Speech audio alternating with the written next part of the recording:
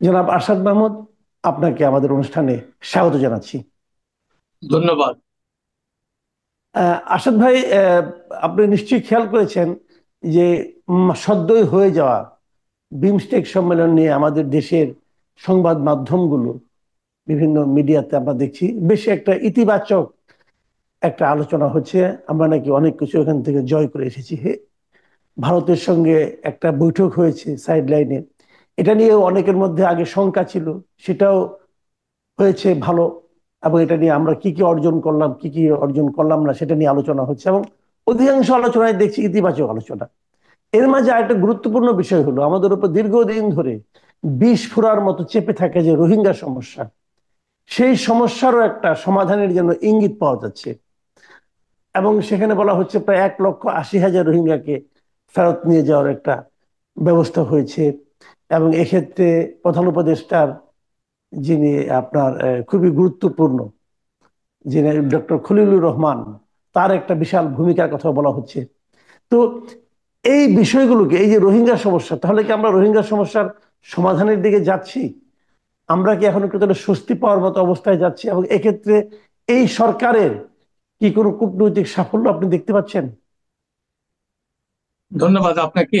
এটা নিয়ে আমি অনেক চিন্তা ভাবনা করি, এটা নিয়ে আমি অনেক লিখেছিও, 1991 সাল থেকে লিখেছি এগুলো। তো যাই হোক, আহ, আপনার মূল কথার জবাব দেওয়ার আগে একটা সাংবাদিকতা একটা জিনিস আমি শিখেছিলাম প্রথমে আর কি। আমাকে যখন নিউ ইয়র্ক টাইমস প্রথম হায়ার করে 1985 সালে, তো আমার বস ছিল স্টিভ ওয়াইজম্যান।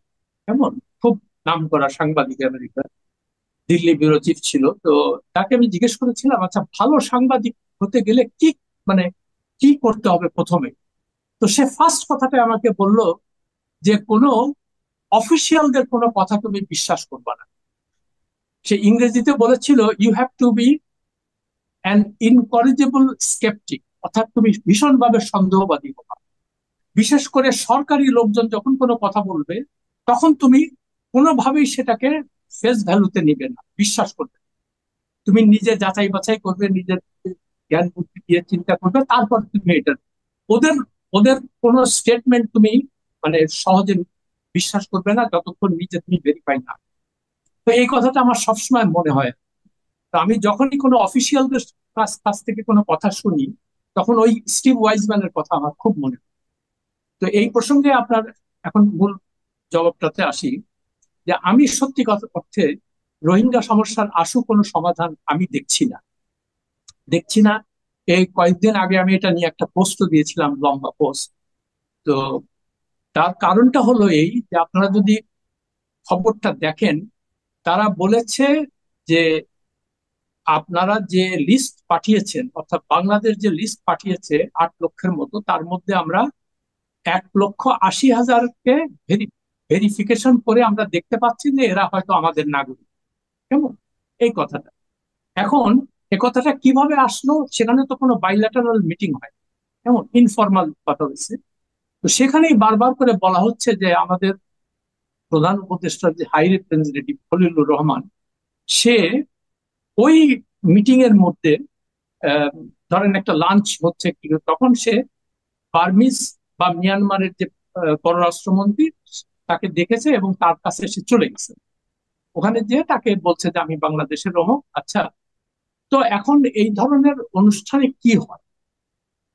ধরেন আপনি কোনো যে একটা ডিনার বা লাঞ্চে গেলেন বা কোনো একটা অনুষ্ঠানে গেলেন, আপনি দেখলেন যে আপনার এমন একজন ব্যক্তি ওখানে বসা আছেন যার কাছে আপনার কিছু দরকার আছে। তো আপনি নিজের থেকে তার সাথে যে কথা বলবেন, কেমন? তো সে ভদ্রতার খাতিরে বলবে, আচ্ছা ঠিক আছে বসেন, দেখি আমরা এটা নিয়ে আলাপ করব। এই ধরনের কথাবার্তা যেটা আপনার নর্মালি হয়, কেমন? তো খলিল সাহেব এই কাজটাই করেছেন আর কি। কিন্তু তার যে মানে প্রেস, প্রধান উপদেষ্টার প্রেস উইং এটাকে এমন ভাবে ফুলিয়ে ফাঁপিয়ে বলছে যে উনি একটা বিশাল কাজ করে ফেলেছেন।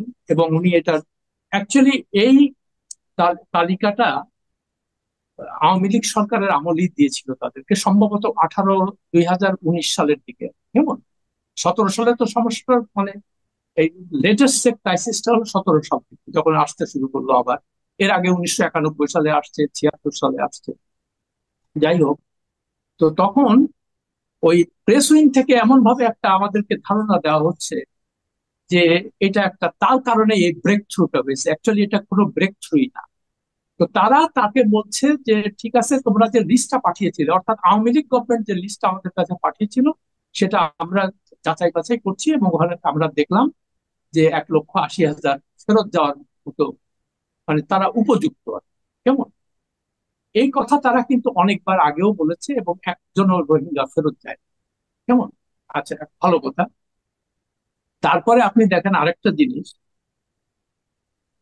এবং এই কথাটা তারা যদি আওয়ামী লীগ সরকার এখন ক্ষমতায় থাকতো তো এটা তাদেরকেই তারা জানে।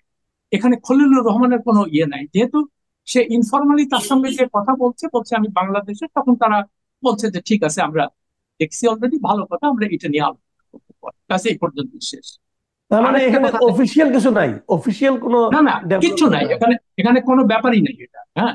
আচ্ছা, আর 2 নাম্বার, আপনি যদি রোহিঙ্গাদের কথা বলেন,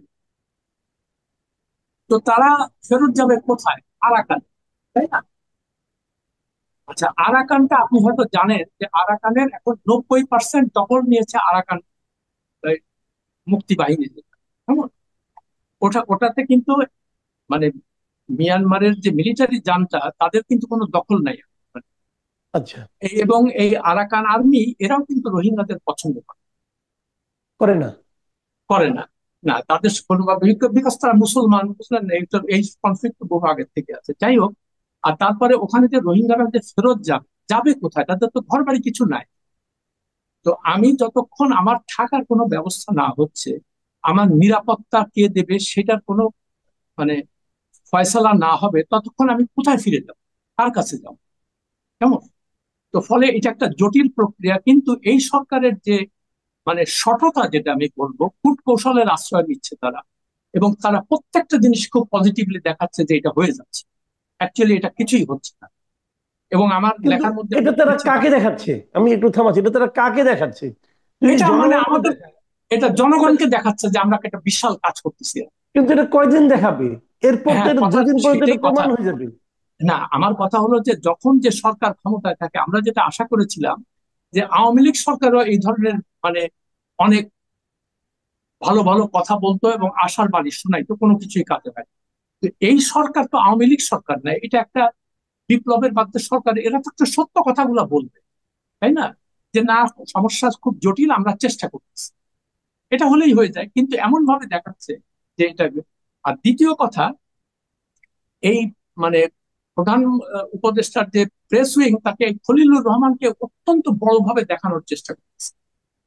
ওই কয়দিন আগে তার এই শফিকুল আলমের একটা পোস্ট দেখলাম, সেখানে সে লিখেছে যে জাতিসংঘ মহাসচিব যখন আসছিলেন, তখন খলিলুর রহমান একটা বিরাট কাজ করছে, তাকে কক্সবাজার নিয়ে গেছে এবং তাকে পাঞ্জাবি করেছে। এটা একটা বিশাল ব্যাপার হচ্ছে। কেমন, এই কথাটা কোনো সাংবাদিক তাকে জিজ্ঞেস করে নাই যে বিশাল ব্যাপারটা হইলো, একটা লোক গেল ওখানে, যে ইফতার করলো, পাঞ্জাবি পরলো, তাতে আমাদের সমস্যার সমাধানটা কি হলো? এ কথা কিন্তু একটা সাংবাদিক জিজ্ঞেস করছে না। বা এই প্রেস, এই শফিকুল আলমকেও জিজ্ঞেস করছে না যে ভাই এটার মধ্যে এক্সট্রাঅর্ডিনারি কি হইলো। আর এই যে অ্যান্টোনিও গুটারেস, যে এই লোকটা তো ইউএনএইচসিআর এর প্রধান ছিল প্রায় 10 বছর। তো জিজ্ঞেস করতে হবে না ভাই, যে তুমি যে ভাই 10 বছর এখানে ছিলা, আমাদের রোহিঙ্গা সমস্যা তো তখনই শুরু হয়েছিল, তুমি কি করছো 10 বছরে? আর জাতিসংঘের কথা কেউ শোনে আজকাল, বলেন আপনি? জাতিসংঘ কি? এরা হলো ইন্টারন্যাশনাল সিভিল সার্ভেন্ট, বুঝলেন? এরা বিভিন্ন জায়গায় ঘুরে টুরে বেড়ায়, তারপরে যে দেশে যায় তার সেখানে খুব পাবলিসিটি পায়। হ্যাঁ, নিউ ইয়র্কের তো অবস্থান তাদের, কিন্তু নিউ ইয়র্ক টাইমস বা কোনো পত্রিকা এগুলো নিয়ে কিচ্ছু থাকে না। আর আমরা আমরা খালি বলতেছি কি বারবার করে যে জাতিসংঘের মহাসচিব আসছে, একটা বিশাল ব্যাপার হয়ে গেছে, কিছুই হয়নি আসলে। যেমন সে কয়দিন আসছে, ঘুরে ফিরে গেছে, ফার্স্ট ক্লাস ট্রাভেল করছে, বুঝলেন, কয়েকজনকে সাথে নিয়ে আসছে, সবাই 5 স্টার হোটেলে থাকলো, ভালো খাওয়া দাওয়া করলো, আবার ফিরে। তারপর দেখেন ওই ওই ইস্যু কিন্তু শেষ। তো আমাদের, আমরা আমরা যে এই যে কূট কৌশল গুলো নেই, এটা তো এই সরকারের কাছ থেকে আমরা আশা করি। কেমন, আচ্ছা, এখন বারবার আপনার প্রশ্ন রাখতে পারেন যে এই খলিলুর রহমানটা কে? জি। আমরা তো দেশের জনগণ তো তাকে চেনে না, সে কে? এখন তার সম্পর্কে কিছু বলি। এটা কয়েকদিন আগে আমি তার সম্পর্কে একটা পোস্ট লিখেছিলাম। কেমন, তার তার উপরে ইয়ে করে। আপনি হয়তো দেখেছেন, যদি দেখে থাকেন তো কাইন্ডলি এটা লিঙ্কটা দিয়ে দেবেন, তাহলে মানে দর্শক বা যারা পড়বে তারা বুঝতে পারবে।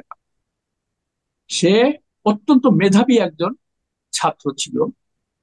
বিসিএস পরীক্ষায় 1979 সালে যে প্রথম রেগুলার বিসিএস হয় সেখানে ফার্স্ট হয়েছে। খুবই মেধাবী, কোনো সন্দেহ নেই। এবং সে যথারীতি সে জাতিসংঘে, মানে আমাদের যা হয় ফার্স্ট সেকেন্ড হলে তাদেরকে ওয়াশিংটন নিউ ইয়র্কে পাঠায়, এটা সবসময় চলে আসছে, ভালো কথা, সেখানে সে গেছে। তখন ছিল এরশাদের আমল, কেমন? উনি ফরেন সার্ভিসে, উনি ফরেন ফরেন সার্ভিসে সার্ভিস, ছিলেন। হ্যাঁ, সে ফরেন সার্ভিসে। আচ্ছা, ওখান থেকে সে ওই আমাদের নিউ ইয়র্ক মিশনের কাজ করছে, ফার্স্ট সেক্রেটারি এরকম একটা কিছু ছিল, যাই হোক। তো পরে সে ওই এরশাদের শালা ছিল তখন ওখানকার পিয়ার, প্রথমে হ্যাঁ, অল্টারনেট কি সাম মহিউদ্দিন বোধ হয়, কি মহিউদ্দিন জানি নাম। মহিউদ্দিন জাহাঙ্গীর, কেমন? মহিউদ্দিন আচ্ছা, জাহাঙ্গীর, রাইট। এরশাদের শালা। তো পরে আমি তার সম্পর্কে যখন জানতে পারলাম, আমি তখন হলিডেতে লেখালেখি করতাম, তো প্রায় আমাকে ফরেন সার্ভিসের লোকজন বলতো যে সে ওই এরশাদের শালাকে তেল মেরে সে বিভিন্ন রকমের কাজ করে দিচ্ছে। তো আমার কথা হলো যে মেধাবী যে হবে সে এইগুলা করবে। যাই হোক, সেটা অন্য কথা। এখন যেটা করলো, তো সে কেমন কেমন করে সে জাতিসংঘে একটা চাকরি নিল সে, বুঝলেন? চাকরি নেওয়ার নিয়ম হলো কি, নর্মালি আপনার সরকারি কোনো কর্মকর্তা যদি বিদেশি সংস্থায় যায়, নর্মালি 5 বছরের লিয়েন দেয়, যে তুমি 5 বছর পর্যন্ত কাজ করতে পারবে, আবার তুমি দেশে ফিরে আসবে। সে কিন্তু সেটা আসে না, কেমন? আপনার হয়তো মনে আছে 2001 সালে যখন তত্ত্বাবধায়ক সরকার, লতিফুর রহমানের তত্ত্বাবধায়ক সরকার হলো, হ্যাঁ, তখন হঠাৎ করে দেখলাম এই খলিলুর রহমানের নাম আবার আসলো। কেন আসলো? তাকে উনি প্রাইভেট সেক্রেটারি বানালেন। উনি নিউ ইয়র্ক থেকে তাকে, আমেরিকা থেকে তাকে উড়াই এলেন। এবং যেহেতু সে সরকারি চাকরিতে ছিল না, সেজন্য তার ডেপুটি সেক্রেটারি বা জয়েন্ট সেক্রেটারি কোনোটাই সে হয়। তো লতিফুর রহমান সাহেব যে কাজটা করলো, তাকে ফিরায় এনে সকালবেলায় তাকে ডেপুটি সেক্রেটারি বানানো এবং বিকেল বেলায় তাকে জয়েন্ট সেক্রেটারি বানিয়ে, মানে দেখেন 12 ঘন্টার মধ্যে 2টা প্রমোশন দিয়ে তাকে তার প্রাইভেট সেক্রেটারি। এখন আপনি গ্রহণ করতে পারেন যে তাকে কেন এটা করলো। সে লতিফুর রহমানের ঘনিষ্ঠ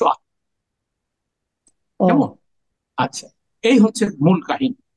এখন ভালো কথা, সেটা ঠিক নিতেই পারে। তো এইটার উপরে উনি, লতিফুর রহমান সাহেব একটা প্রেস কনফারেন্স ডাকছিলেন, সেখানে আমি গেলাম এবং আমি উপস্থিত ছিলাম সেখানে। তো আমি ওনাকে জিজ্ঞেস করলাম যে বাংলাদেশে এত কর্মকর্তা আছে, এত অফিসার আছে, আপনি আপনি একজন বিচারক, কেমন? তো একটা লোক আপনি বাংলাদেশের অফিসিয়ালদের মধ্যে কাউকে আপনার পিএস করার মতো কাউকে পাইলেন না। আপনি বাইরের থেকে যে সরকারি চাকরিতেই ছিল না, তাকে আপনি নিয়ে আসলেন কেন? তো উনি আমাকে বলতেছে, মানে এটা প্রধান প্রেস কনফারেন্স কথাবার্তা হচ্ছে, উনি বললেন যে সে খুব মেধাবী। হ্যাঁ, আমি বললাম দেখেন, তার মেধা নিয়ে তো আমি আপনাকে কোনো প্রশ্ন করি। আমি বলেছি যে যে প্রক্রিয়ায় আপনি কাজটা করলেন একজন বিচারক হিসেবে, এটা কি আপনি ঠিক কাজ করেছেন? তো উনি তখন আমতা আমতা করতে থাকেন, বুঝলেন? তারপরে ওই তার প্রেস সেক্রেটারি এসে আমাকে থাকে অন্যজন থেকে প্রশ্ন। তারপরে যে কাজটা সবচেয়ে ভয়াবহ যে ঘটনাটা ঘটিয়েছে এই খলিল সাহেব, সেটা আপনার শুনে। সে 3 মাসের জন্য তো আসলো এখানে। 3 মাসে এসে প্রধানমন্ত্রীর প্রধান উপদেষ্টার প্রাইভেট সেক্রেটারি হইলো, পিএস হলো। হওয়ার পরে কিছুদিনের মধ্যে ওই সেক্রেটারিয়েট এক নারী কর্মকর্তার সঙ্গে সে অ্যাফেয়ারে জড়ায়, পরকীয়ায় জড়ায়, কেমন? বাট এটা তো প্রমাণিত না। হ্যাঁ, এটা তো আর প্রমাণিত না। না না, আমি বলছি যে এটা তখন তখন রিপোর্ট হয়েছিল, এটা সেই জন্য বলছি, কেন কেন ও, কেন এই রিপোর্টটা হয়েছিল সেটা বলছি। ওকে। তো তারপরে খলিল সাহেব যেটা করলেন, এখন তাকে সে নিউ ইয়র্কে পোস্টিং দিল। তার কারণ খলিল জানতো যে 3 মাস পরে এখান থেকে সে চলে যাবে, তার তো সব ফ্যামিলি ট্যামিলি সব আমেরিকা থাকে, ঠিক আছে? আচ্ছা, ভালো কথা। সে ওই তার ইনফ্লুয়েন্স খাটিয়ে সেই মহিলাকে সে নিউ ইয়র্ক মিশনে, আমাদের যে মিশন আছে সেখানে পোস্টিং দিল।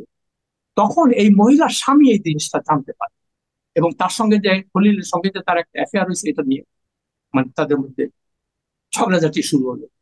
তো তখন মহিলা যখন বললো, এবং তাদের একটা প্রতিবন্ধী, তখন তার বয়স ছিল 10 বছর, এটা পত্রপত্রিকা ছিল বলে আমি জানি ব্যাপারটা, এবং আমি এটা আচ্ছা। ঘটনাটা পুরো অবহিত।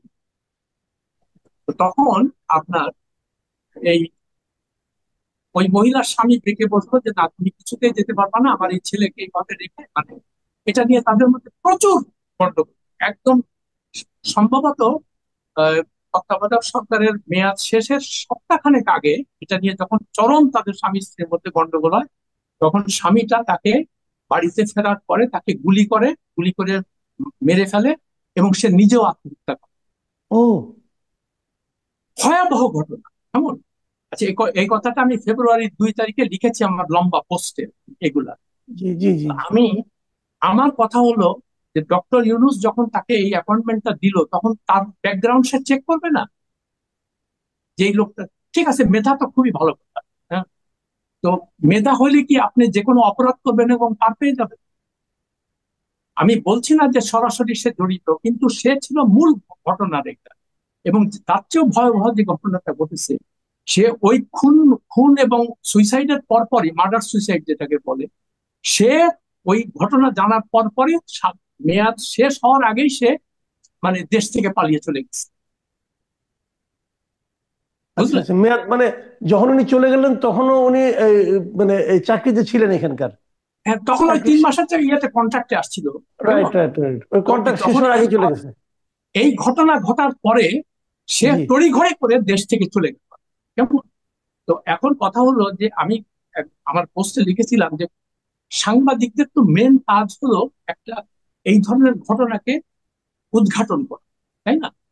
তো যদিও আজকে থেকে 24 বছর আগের ঘটনা, কিন্তু যেহেতু মামলাটা হয়েছিল তেজগাঁ থানায়, তো নিশ্চয়ই সেখানে একটা কিছু রেকর্ড, একটা অস্বাভাবিক মৃত্যু যদি হয় তো থানা থেকে তো মামলা হয় না একটা, যে তারা সেখানে যায় এবং এত বড় একটা ঘটনা। তো যে কোনো সাংবাদিক, সত্যিকার অর্থে যদি সাংবাদিক এই দেশে থাকতো, তো এগুলোকে ইনভেস্টিগেট করে তার পত্রিকায় ছাপতো অথবা টিভি চ্যানেলে দিত। কেউ কিচ্ছু করে না। বুঝলেন? আমি কষ্ট লাগে। এখন তো সাংবাদিকতার স্বর্ণ যুগ হওয়ার কথা, কত রকম জিনিস রিপোর্ট আছে এখন, যেগুলো আগের সরকারের আমলে করতে পারেনি, কিন্তু এখন তো করতে পারে। তো এদের মুশকিলটা হলো, আমার দুঃখ লাগে আমার এই সাংবাদিক মানে ভাই ব্রাদারদের জন্য বা বোনদের জন্য। এদের মধ্যে এই প্রত্যেকটা গভর্নমেন্ট এদেরকে নানান রকমের প্রলোভন দিয়ে এমন ভাবে করেছে, এরা সাংবাদিকতার যে মূল দায়িত্ব সেটা ভুলে গেছে। এখন চিন্তা করে যে আগের আমলে তো প্রেস সেক্রেটারি হইতাম, কিংবা ওয়াশিংটনে প্রেস মিনিস্টার হইতাম, দিল্লিতে যেতাম, লন্ডনে যেতাম। ডক্টর ইউনূস এসে সেই একই কাজ করতেছে। আমার কথা জি হলো যে আপনি সাংবাদিকদের এইভাবে করাপ্ট করতেছেন কেন? এটা তো আপনার কাজ না। এখন বলবে কি ওইখানে ওইখানে তো পোস্টিং দেওয়া লাগবে, ঠিক আছে, ইনফরমেশন মিনিস্ট্রি যারা আছে তাদেরকে দেন, যারা আগে ছিল যে। কেমন? আর ওইখানেও তো তেমন কোনো, তাদের যে তেমন কোনো কাজ নাই সেটাও আমি মানে আমার একটা পোস্টে উল্লেখ করেছিলাম যে সাংবাদিকদের পদ পদবি, প্রেস মিনিস্টার, এগুলো দিয়ে কি হয় এগুলো তো আমার নিজের চোখে দেখা। লন্ডনেও দেখেছি, দিল্লিতে দেখেছি, ওয়াশিংটন, নিউ ইয়র্ক। এখন কথা হলো যে এরা যাবে ওখানে, যে ওই কিছু ওই মানে কি বলে বেতন ভাতা নেবে, নিয়ে কিছু পয়সা কড়ি বানিয়ে আবার চলে আসবে, এবং তারপর কোনো কাজ নাই তাদের। They have absolutely no work. তো আমার কথা হচ্ছে যে কোন সাংবাদিক এই এই এত বড় একটা ঘটনা যে ঘটলো, এটা নিয়ে কেউ ইনভেস্টিগেশন করবে না।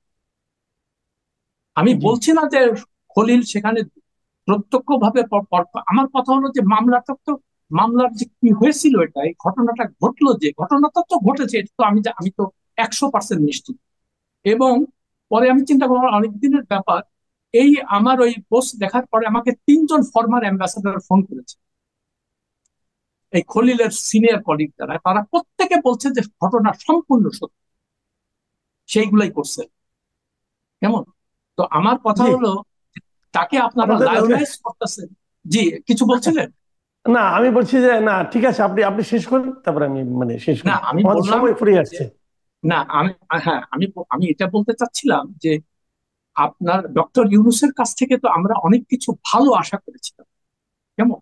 তো আপনি যোগ্য লোককে বসাবেন 100 বার, আমরা চাই রোহিঙ্গা সমস্যার সমাধান হোক, অবশ্যই, হ্যাঁ, তারপরে ভারতের সঙ্গে যে সম্পর্ক ইয়ে আছে এটা মানে শীতল, এটা তো আমাদের নিজের, আমরা তো খুশি হব তাতে। আমাদের তো অখুশি হওয়ার কিছু নেই।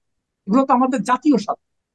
কিন্তু আপনি যখন এটাকে ফুলায় ফাফায় মানে প্রমাণ করার চেষ্টা করতেছেন যে খলিল সাহেব একটা মানে যুগান্তকারী সব সমস্ত কাজ করে ফেলতেছেন, কিন্তু কোনো রেজাল্ট তো আমরা দেখতে পাচ্ছি না। তারপরে শফিকুল আলম তার পোস্টে লিখেছে যে আমরা যখন খাওয়া দাওয়া করতেছিলাম লাঞ্চের সময়, তখন খলিল সাহেবকে দেখলাম, উনি ওই ইন্ডিয়ার যে ন্যাশনাল সিকিউরিটি অজিত দোভালের কাছে গেছে, যে ওনার তার সাথে কথাবার্তা বলছে। তো ন্যাচারালি অজিত দোভালের আমি সেই ছবিটা দেখেছি আর কি, তার বডি ল্যাঙ্গুয়েজ আপনি বুঝতে পারবেন যে মানে সে কোনো ইন্টারেস্ট দেখাচ্ছিল না। সে একতরফা হয়তো বলে যাচ্ছিল, ঠিক আছে আমাদের স্বার্থে আমরা বলবো, এটা হতেই পারে। কিন্তু আমার কথা হচ্ছে যেভাবে জিনিসটাকে মানুষের সামনে তুলে ধরা হচ্ছে যে সে একটা বিশাল কর্মকর্তা, এবং তার ইন্টারভেনশনের জন্য সবকিছু ঠিক হয়ে যাবে। তো এই জিনিসগুলো আমরা যারা সাংবাদিক, তো তারা তো আমাদের তো একটু একটু সন্দেহবাদী হইতে হবে যে আচ্ছা এই ধরনের কথাবার্তা যে বলতেছে এটার আসল বাস্তবতা কি? এটা আমরা দেখি, কিন্তু সেই সেই দিকে কেউ যাচ্ছে না। খালি ওই জি। ওই প্রেস উইং থেকে যা তাদেরকে খাওয়ানো হচ্ছে সেটাই ছাপছে, সেটাই বলতেছে। তো এটা তো জি। সাংবাদিকতা। জি, বুঝতে পেরেছি। অনেক ধন্যবাদ, অনেক ধন্যবাদ জনাব আরশাদ মাহমুদ। আপনি অনেক এমন কিছু কথাবার্তা বললেন যেগুলো হয়তো আমরা অনেকে জানতাম না, এবং আমার ধারণা এটা নিয়ে অনেকে হয়তো একটু হতবাক হবেন, একটু হতচকিত হবেন। কিন্তু কিছু কথা তো বলাই দরকার। আপনি আপনার অভিজ্ঞতা থেকে বললেন, আপনাকে অনেক ধন্যবাদ। প্রিয় দর্শক, আপনারা শুনলেন। আমি আমি আরেকটু কথা বলে জাস্ট শেষ করতে চাই, একটা কথা বলি জি, যে প্লিজ বলেন। এই খলিল সাহেবকে তো কেউ চেনে না বা আমরা জানিও না, কেমন সে মাঝে মাঝে কোথা থেকে এসে উদয় হয়। 2001 সালে একবার উদয় হয়েছিল, এই 2000 এই বিপ্লবের পরে এসে সে আরেকবার উদয় হয়। তো প্রথম কথা হলো উনি থাকে কোথায়, কি করে, কেমন? আর বাংলাদেশের যে এত বড় যদি দেশপ্রেমিক হয় তাহলে তো উনি তো বিদেশে বসে অনেক পয়সা টয়সা কামাইছে, এখানে এসে বলতে পারতো যে আমি এখন দেশ সেবা করব, আমি কোনো টাকা পয়সা নিই গভর্নমেন্ট থেকে, এটা আমি জাস্ট ফ্রি করবো সবকিছু দেশের প্রতি ভালো, সেটা তো সে করতেছে না। জি। জি। এই আর কি। অনেক ধন্যবাদ, অনেক ধন্যবাদ জনাব আরশাদ মাহমুদ। প্রিয় দর্শক, আপনারা শুনলেন সিনিয়র সাংবাদিক আরশাদ মাহমুদের মূল্যায়ন। ওনার কিছু কথা আমারও গায়ে লেগেছে, কারণ আমাদের সাংবাদিকতা নিয়ে ওনার যে অভিজ্ঞতা থেকে আমাদের সাংবাদিকতার বর্তমান যে বাস্তবতা উনি দেখছেন, উনি হতাশ হয়েছেন। কিছুটা হতাশ আমিও আছি। তো ওনার হতাশাটা আরো বেশি অভিজ্ঞতা প্রসূত। তো আপনারাও নিশ্চয়ই মিলিয়ে নেবেন যে আসলে আমাদের এখানে কি সাংবাদিকতা চলছে, অথবা প্রধান উপদেষ্টার যে প্রেস উইং, তারাই বা কি করছে। ওখানেও কিন্তু সাংবাদিকদেরই অবস্থান দেখছি আমরা। তারাও সাংবাদিক। কেন তারা এমন করছেন? তারা কি মানুষকে প্রকৃত সত্যটা জানাচ্ছেন, নাকি মানুষকে অর্ধ সত্য জানাচ্ছেন, নাকি মানুষকে বিভ্রান্ত করছেন? আপনারা এগুলো নিয়ে ভাবুন, কথা বলুন, আমাদেরকে মতামত জানান। আপনারা ভালো থাকবেন। এখন এই পর্যন্তই। আল্লাহ হাফেজ।